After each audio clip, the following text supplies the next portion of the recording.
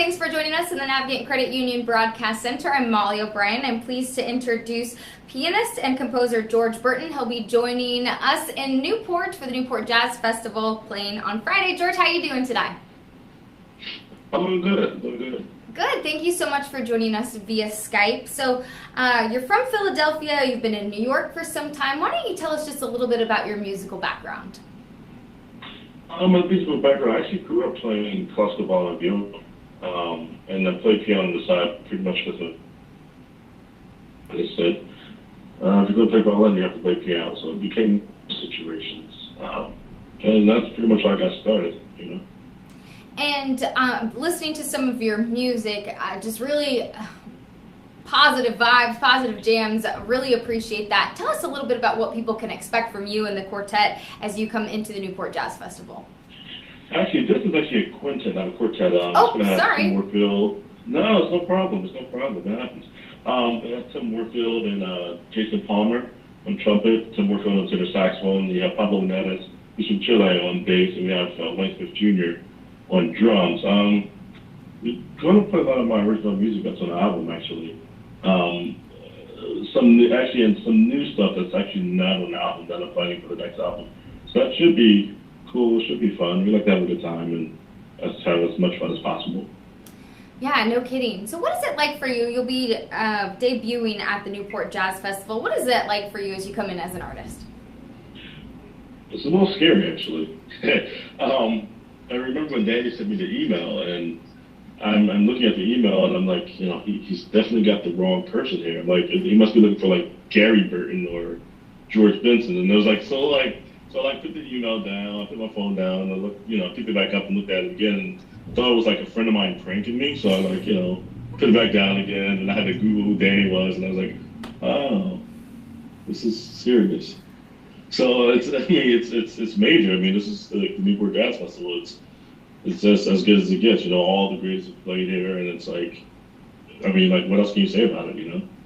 So does that take you, as you step into this, does that kind of elevate you, take you up to that next level? I don't know exactly how to answer that. I mean, there's people. You go up to the next level. But as far as for me, it's just another place where I can play my music and for people to check it out. So I don't look at it in terms of levels. It's just, you know, being able to play for more people. I like that. Why don't you talk to us a little bit about some of your musical influences and some of your inspiration? Musical influences. So here's the thing. Growing up in Philadelphia, it's Philadelphia. It's like, you know, everybody's come out of Philly. Miles Davis, John Coltrane, Sun Ra, Odie Pope. I mean, this list is so long. There's no way I can ever remember it all. And one of the things is growing up in Philly, because there were so many people there and so many big influences there who all played with people. They were my primary influences. I didn't have to like pull influences from like CDs like a lot of people have to do today or recordings. A lot of my influences were like right in front of me. There was a club that I kind of grew up in called Ortlieb's Jazz House that's no longer alive. No longer around, but it had some really amazing individuals playing in there. One of them being like Miss Shirley Scott, who the organ queen, you know, she's Miss Shirley Scott, and she was a part of the house band. Another person that was in part of one of these house bands was Mickey Roker. He played with Dizzy Gillespie for years. Now we able to see these people every week. You had like Sid Simmons, and you had the list goes on of people who played in this club all the time. So my influences was pretty much the Philadelphia jazz scene. I mean, and everything that comes with it. You know, it's the same scene that Christian grew up in. It's the same scene that Questlove grew up in. It's the same scene that Joe DiVincenzo grew up in. Yuri Kane. I mean, the list is pretty ridiculous. So my biggest influences are pretty much Philly musicians. I mean, the good thing about Philly is a lot of the orchestra players would go check out the jazz players and vice versa. So you get both ends of the spectrum with that, which is like a lesson that you can't pay for that many lessons in one. You know what I mean? It's like, how much would I have to afford to give everybody? It's like, it kind of comes with like growing up in Philly. So it's like, that's the biggest influences that, you know, I have and I could ever get and all I could ever ask for, you know? And that's so cool to be able to take all of that, all that you grew up with, and then continue to work and play and collaborate and then inspire those people around you as well. That's what I kind of love about jazz music, you know? Yeah. That's exactly what it was, and it's you know, some of you more cats that grew up there, and they're like, I remember one of the biggest things that we did was we was always bouncing off of each other, ideas, like check this out, check that out. My peer group is like Jalil Shaw and Jonathan Blake, and like we grew up together, and you know, swapping CDs and you know all that good stuff that comes with it, and it's interesting because it keeps you in it like all the time. You're always like you know talking about it, discussing this or checking this out together, checking that out together in a very positive way. So it's great. I mean, you know. That's awesome. That's so fun to hear about. Let's talk a little bit about your album that you released in 2016, The Truth of What I Am is Greater Than the Narcissist. Tell me just a little bit about that. It was chosen as one of the top 10 debut albums in 2016 by NPR's Music Jazz Critics poll. What was it like to get that recognition, and kind of where do you go from there? Once again, this is one of those things where I'm like, you chose my album to do what? I'm like, Newport, my album's top. I'm not sure what's happening. I think, you know, it means a lot. I mean, it's NPR. I mean, it's NPR. It's like, that comes without any, you didn't have to say anything behind it. I mean, these are some of the best ears and some of the best critics that are checking out all that's going on. So for them to give me a little bit of a nod means a lot to me. You know, it means maybe I'm doing something actually right. You know, I just want to put out an album and like, hey, here's my music, and I'm like, oh, cool. So it's working out. I mean, it means a lot. I mean, it's great. I have no complaints, obviously.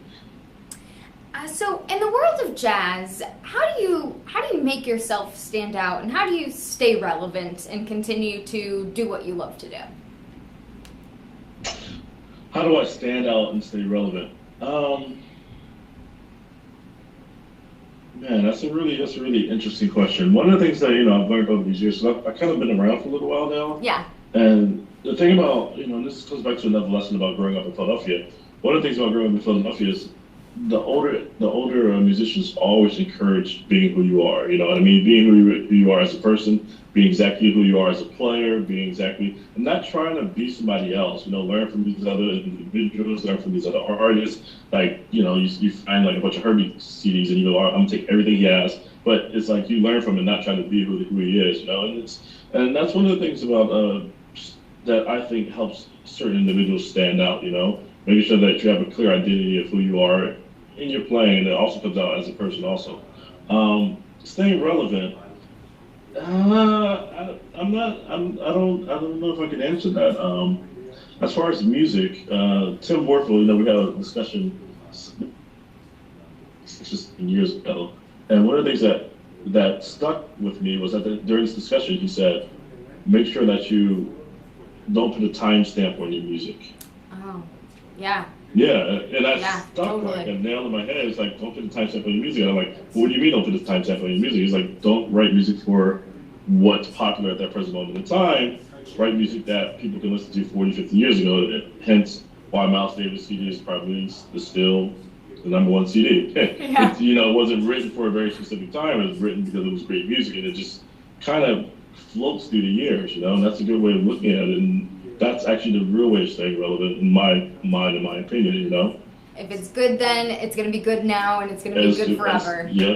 Yep, that same Mozart guy is still around, you know. Yeah, exactly. I was listening to it this morning. I'm going to listen to it later.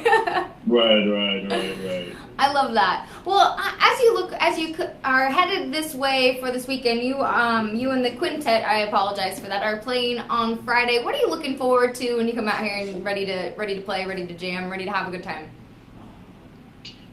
That's it. Just ready to have a good time. Really simple. There's nothing more you can ask for. You have a big crowd, everybody's into it, and you're checking them out, and they're checking us out, and you know, if everybody's having a good time, everybody's having a good time. You know, if you're playing good music and they like it, then we're all in it together. I like that, all in it together. George Burton, I really appreciate your time today, and you're a busy man, always on the go, so we appreciate you being able to take a couple minutes out of your day and talk to us here on Go Local Live. So thank you so much for chatting with us. Have a safe trip out here to Rhode Island, and look forward to seeing you this